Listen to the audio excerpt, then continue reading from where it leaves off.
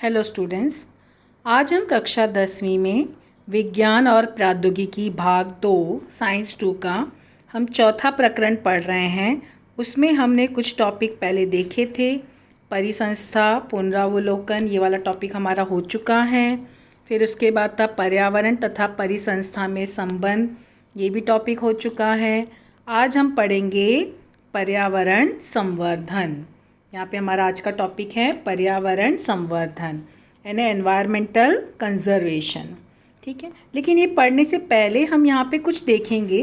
यहाँ हमें क्वेश्चन दिया है, बताइए तो क्या दिया है, पर्यावरण पर कौन कौन से घटक प्रभाव डालते हैं।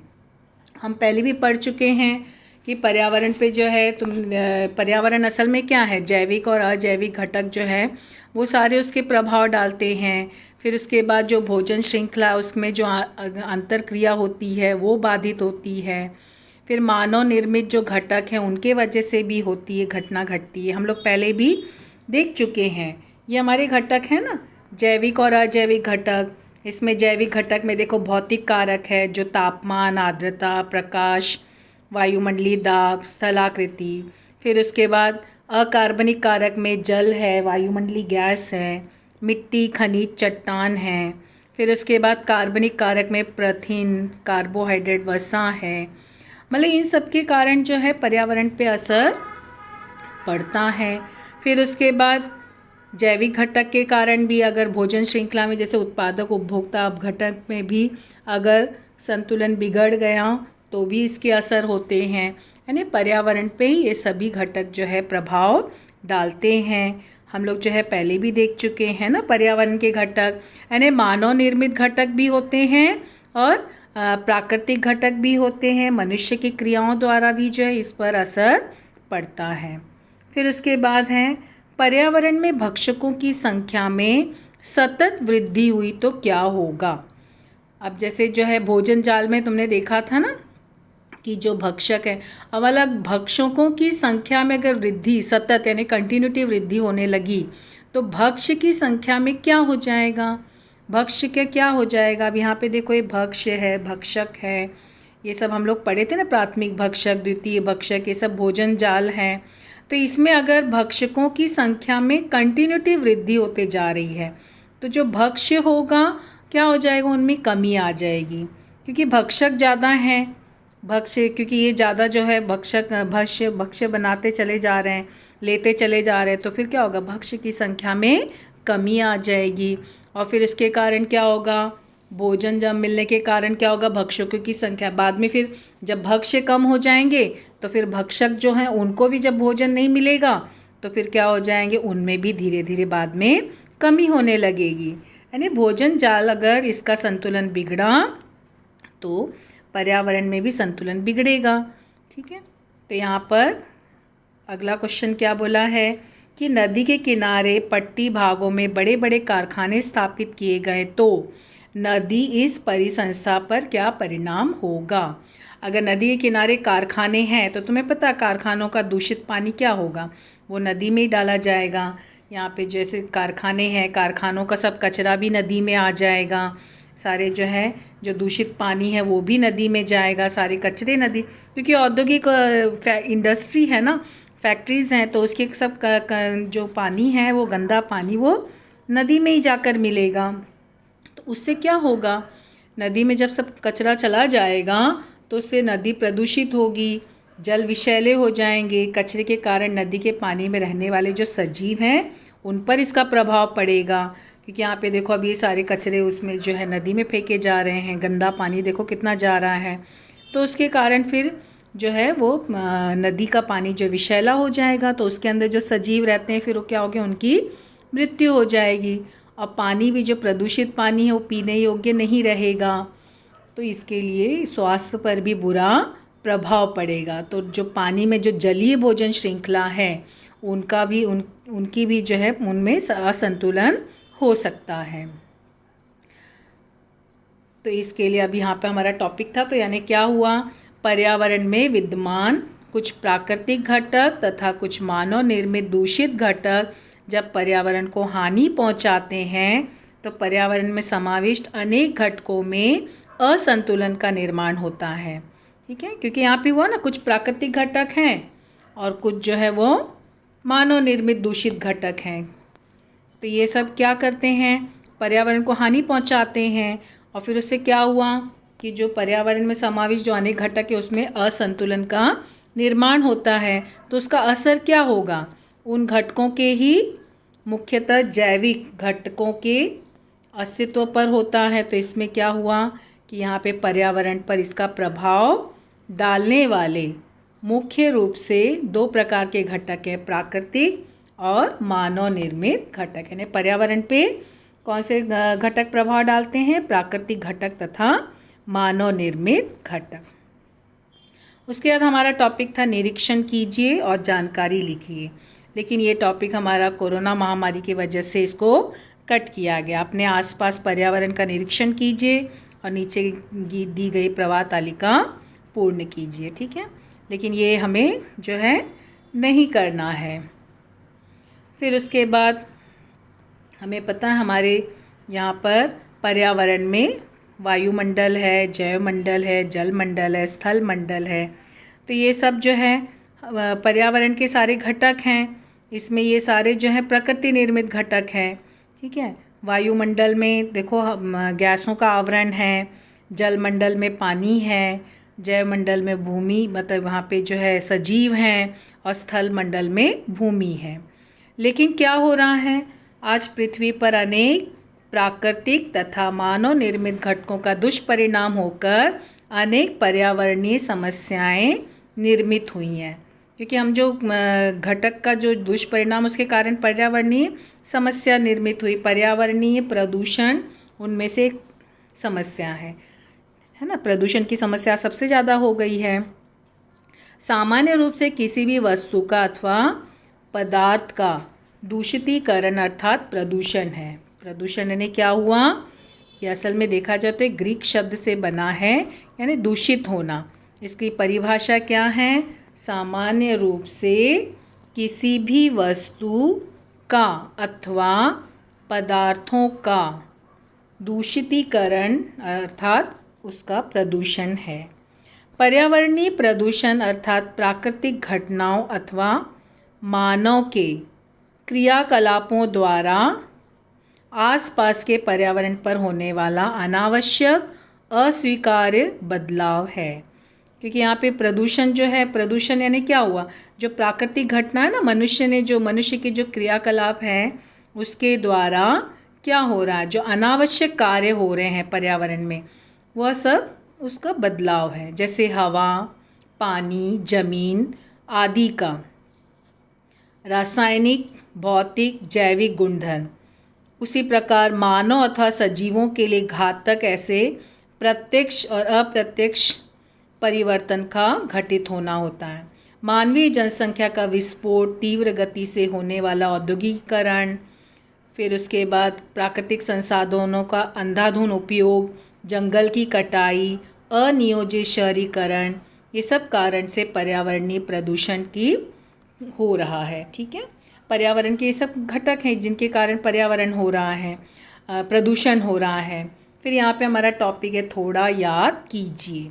क्या बोला है, प्रदूषण के प्रकार बताइए। वैसे प्रदूषण के प्रकार तुम लोग पहले भी पढ़ चुके हो। प्रदूषण के कौन कौन से प्रकार हैं, वायु प्रदूषण, जल प्रदूषण, भूमि प्रदूषण, रेडियोधर्मी प्रदूषण, ठीक है।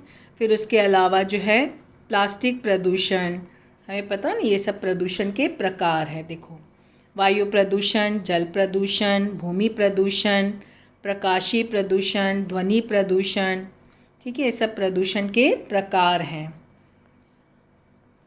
ध्वनि प्रदूषण जानते हो, तेज आवाज़ से, जल प्रदूषण पानी में जो है गंदगी, भूमि प्रदूषण यानी ज़मीन पे, वायु प्रदूषण धुआं की वजह से, प्रकाशीय प्रदूषण, फिर और आजकल जो है रेडियोधर्मी प्रदूषण और प्लास्टिक प्रदूषण की भी समस्या उत्पन्न हुई है। तो ये सब प्रदूषण के प्रकार हैं। फिर हमारा क्वेश्चन है प्राकृतिक प्रदूषण तथा मानव निर्मित प्रदूषण क्या है। जो प्रकृति के स्रोत द्वारा जो प्रक्रिया होती है वो क्या है, प्राकृतिक प्रदूषण है। यानी प्रकृति स्रोत तथा प्राकृतिक प्रक्रिया से निर्मित होने वाले प्रदूषण को प्राकृतिक प्रदूषण कहते हैं। प्राकृतिक प्रदूषण क्या है? प्राकृतिक स्रोत तथा प्राकृतिक प्रक्रिया से निर्मित होने वाले प्रदूषण को प्राकृतिक प्रदूषण कहते हैं। फिर दूसरा क्वेश्चन था उसी में ही, मानव निर्मित प्रदूषण क्या है? तो मानव निर्मित प्रदूषण क्या है? मानव के अनावश्यक क्रियाकलाप के कारण उत्पन्न होने वाले प्रदूषण को हम मानव निर्मित प्रदूषण कहते हैं। अभी देखो यहाँ पे औद्योगिक क्रांति की वजह से देखो कितना धुआं निकल रहा है, यहाँ पे कितनी गंदा पानी जो है वो नदी में आ रहा है, यहाँ पे देखो कितने कचरे पड़े हैं जल स्थल पे। और ये धुआं के वजह से फिर क्या होता है, जो धुआं निकलता है उसकी वजह से क्या हो रहा है? धूम कोहरा हो रहा है ना। जब धुआं कारखानों से धुआं निकलता है और अगर कोहरा है तो वो धुआं क्या वहीं रह के धूम कोहरा का निर्माण करता है, जिसकी वजह से हमें कई समय तक जो है विजिबिलिटी दिखाई नहीं देती है, सूर्य की रोशनी, सूर्य नहीं दिखाई देते हैं। तो ये धूम कोहरा हुआ। फिर उसके अलावा क्योंकि जो वाहन है, वाहनों से निकलने वाला धुआं, ये भी प्रदूषण फैलाता, वायु प्रदूषण। तो ये पता है ना, वाहन जो है उसके जो धुआं निकलता है, कभी कभी तुमने देखा होगा बहुत ज़्यादा धुआं निकलता है। बहुत ज़्यादा धुआं क्यों निकलता है? क्योंकि जो उसका इंजन होता है उसमें कार्बोरेटर में कचरा फंस जाता है, जिसके वजह से जो दहन होता है इसका ईंधन का, वो ठीक से दहन नहीं हो पाता है। और फिर उसके कारण क्या होता है, वैसे जो धुआं निकलता है वो कार्बन डाइऑक्साइड रहता है, लेकिन जब कार्बोरेटर में कचरा फंसने के कारण अगर ठीक से ज्वलन नहीं हुआ तो कार्बन मोनोऑक्साइड गैस निकलती है। ये जो कार्बन मोनोऑक्साइड गैस होती है, अधिक धुआं होता है और जिसके कारण प्रदूषण उत्पन्न होता है। इसीलिए देखो कहा जाता है ना, गाड़ियों का समय समय पर सर्विसिंग कराना चाहिए, जिससे उसमें जो कार्बोरेटर में कचरा है वो साफ़ हो जाता है, तो ईंधन का जो ज्वलन होता है वो ठीक ढंग से होता है। फिर उसके बाद देखो नदियों में भी लोग जो है कचरा फेंकते हैं। हम भी अपने घर में क्या करते हैं, जो हम लोग पूजा पाठ करते हैं, हम लोग फूल जो होता है उसको बढ़िया से प्लास्टिक में बांध के पानी में डाल देते हैं, लेकिन वो गलत है, ऐसा नहीं करना चाहिए। जो भगवान का फूल है उसको निकाल तो देते हैं, लेकिन उसको ले जाकर ऐसे जगह डालो जहाँ मिट्टी हो, तो इससे क्या होगा, फूल जो है ना वो उसका अपघटन हो जाएगा, मिट्टी में मिल जाएगा। और कभी कभी उसके पौधे भी आ जाते हैं, उससे खाद भी बना सकते हो। अगर तुम्हारे घर में गमले हैं तो गमले में क्या करना, साइड की थोड़ी थोड़ी मिट्टी निकाल के वो फूल को तोड़कर उसमें डाल दो और फिर मिट्टी वापस लगा दो। लेकिन ध्यान देना, जो पौधा है ना उसके जड़ को जो है टच नहीं करना, नहीं तो जड़ खराब हो जाएगा तो पौधे सूख जाएंगे और वो खाद का काम करेगा। घर में भी तुम लोग खाद बना सकते हो, तो इस तरह से खाद बना। लेकिन अगर फूल फेंकना भी है तो पानी में नहीं फेंकना। अगर तुम चाहो तो प्रयोग करके देखो, 2 फूल ले लो, एक फूल को ऐसे ही सूखा रख दो, एक फूल के ऊपर पानी छिड़क के रख दो। थोड़ी देर के बाद तुम देखोगे शाम तक जिस फूल पे तुमने पानी छिड़का है ना वो फूल पे कीड़े आ जाएंगे। इसके लिए क्या करना, फूलों को प्लास्टिक में और पानी में नहीं फेंकना। कहीं भी ऐसे साफ़ सुथरी जगह है तो वहाँ पर ले जाके उसको फेंक देना ज़मीन के आसपास, ताकि उसमें वो मिट्टी में मिल जाएगा। खाद भी बना सकते हो घर में। फिर देखो यहाँ पे भूमि प्रदूषण, सब कचरा, प्लास्टिक कचरा पूरा पड़ा हुआ है, तो ये भी सही नहीं है। प्लास्टिक को इधर उधर नहीं फेंकना। वैसे तो अभी प्लास्टिक गवर्नमेंट ने ही बैन कर दिया है, लेकिन अगर घर में जो चोरी छुपे अभी भी प्लास्टिक रखे हो ना तो उसका यूज़ करना, तो ऐसे बाहर कहीं भी मत फेंक देना। उसको ठीक से जो है कचरे इसमें डालना, ताकि कचरे वाली गाड़ी जो है वो सूखा कचरा गीला कचरा अलग अलग करके ले जाएगी। यहाँ पे भी देखो रोड पे कितने प्लास्टिक की प्रदूषण की समस्या सबसे ज़्यादा उत्पन्न हुई है। फिर यहाँ पे गंदा पानी जो है ये जल प्रदूषण कर रहा है, तो इस तरह से ये सब हानि पहुँचाते हैं। तो प्रदूषण क्या है, यह एक अत्यंत व्यापक संकल्पना है। हवा, पानी, ध्वनि, ये सब जो है प्रदूषण के प्रकार हैं। हवा प्रदूषण, वायु प्रदूषण, जल प्रदूषण, ध्वनि प्रदूषण, रेडियोधर्मी प्रदूषण। रेडियोधर्मी जानते हो ना, जो रेडियोधर्मी किरणें हैं वो भी बहुत ही हानिकारक किरणें हैं जो कि नुकसान पहुंचाती हैं। सबसे घातक प्रदूषण है ये। भूमि प्रदूषण है, ऊष्मीय प्रदूषण है, प्रकाशीय, प्लास्टिक प्रदूषण, ये तो समस्या सबसे ज़्यादा उत्पन्न हुई है। जैसे विविध प्रकार के प्रदूषण हैं, इन सभी का विपरीत परिणाम यह सभी सजीव और उसके अस्तित्व पर होता है। इसी से आज पर्यावरण के संवर्धन की आवश्यकता का निर्माण हुआ। आज पर्यावरण की संवर्धन यानी हमें पर्यावरण को बचाना बहुत ज़रूरी है। इतनी प्रदूषण की समस्या उत्पन्न हो गई है कि ये सब अगर अभी नहीं संभाला गया तो आगे आने वाले समय, आने वाली जो पीढ़ी है उसको इसका भुगतान करना पड़ेगा। तो हमें इन सब समस्याओं पर ध्यान देना है, ठीक है। यहाँ पर उसके बाद जो है टॉपिक है ना, पर्यावरण एक ज्वलन समस्या, लेकिन ये भी टॉपिक हमारा कट किया गया है। तुम लोग चाहो तो ऐसे देख सकते हो, अपने हिसाब से पढ़ना है, लेकिन यहाँ पे तालिका पूर्ण करने को बोला है ना, तो ये जो है पोर्शन कट किया गया, इसके लिए इसको नहीं करना है, मतलब इसमें से क्वेश्चंस नहीं आएंगे। तो ये हमको पर्यावरण संवर्धन की आवश्यकता क्यों पड़ी उसके बारे में अभी तुम लोग जाने, ठीक है। प्रदूषण के कारण जो समस्या उत्पन्न हो रही है, जिसके वजह से क्या हो रहा है कि जो है कई समस्याओं के कारण सजीवों पर और उसके अस्तित्व पर हो रहा है। इसके लिए पर्यावरण संवर्धन की आवश्यकता है। फिर उसके बाद हम आगे अगला टॉपिक अगले वीडियो में पढ़ेंगे कि पर्यावरण संवर्धन की आवश्यकता क्या क्या है उसके बारे में। Thank you.